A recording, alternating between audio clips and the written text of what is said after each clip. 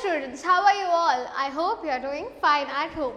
My name is Kumari Neha. I am working at Bharati Dasunar Matriculation Higher Secondary School, Erkunam, and the lesson which we are going to see today is from class 7th Physics, and the name of the lesson is Rest and Motion. And in this lesson we are going to discuss about different kinds of motion. So before going into the chapter, just tell me what you can see here.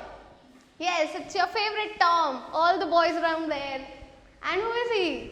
He is a dog.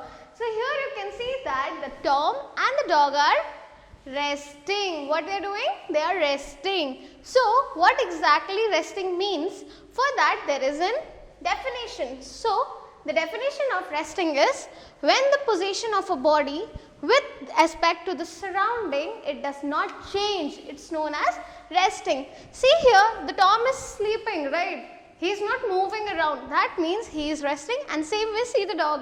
He is just lying, right? So that means he is resting, right? Now resting is done. What this person is doing, children? Can anyone tell me? Yeah, he is walking, right? So what walking means? There is a movement, right?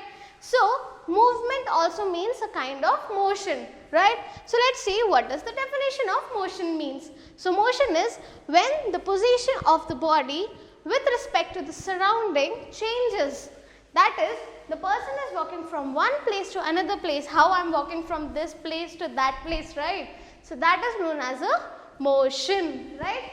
So today we are going to discuss mainly about few types of motion which you are seeing, but you don't know exactly how they are being called. So let's see here one by one each motion, okay? Yeah. So first, this is known as a translatory motion. What is this translatory, children? Translatory means moving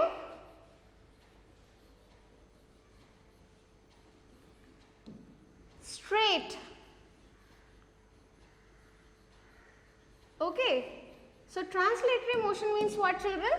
It means that you are moving in a particular direction with the same speed and the same direction. For example, I am standing here right now, and if I am walking here straight, that means I am doing a translatory motion.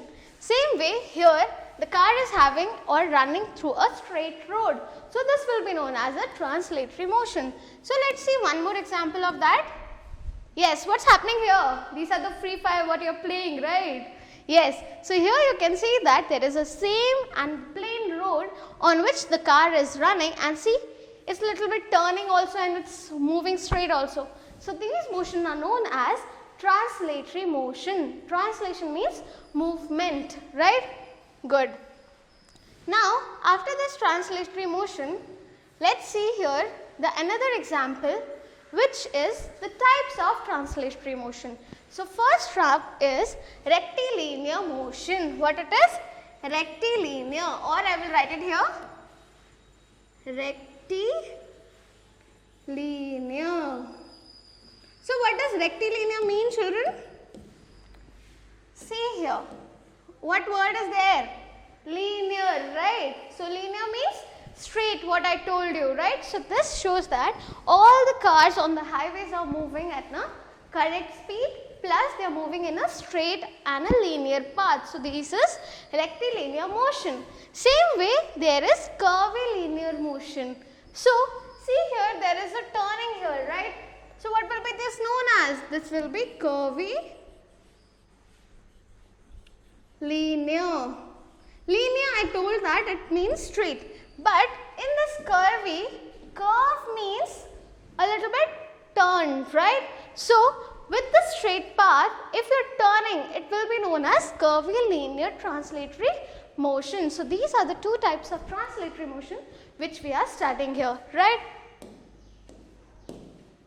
Now there is one more example. Now see here, children, here you can see that this particular scale is moving straight up and then down. Straight up, then down. That means this is what type of translatory motion, children? Tell me, children. Yeah, this motion is known as rectilinear motion. What is the motion, children? Rectilinear. Right. Now, Just see here what the boy is doing. Can anyone tell me what the boy is doing here?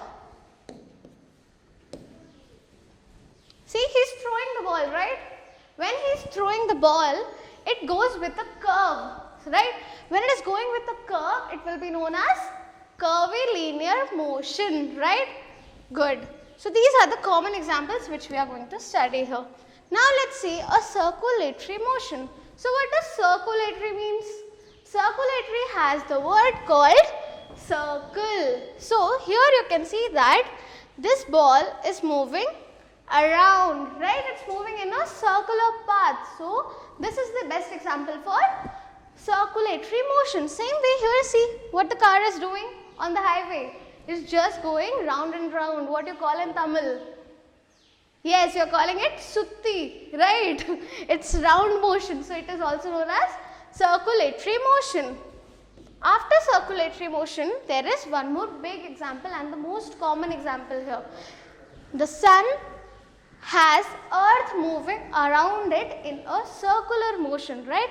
See how the earth is moving, children?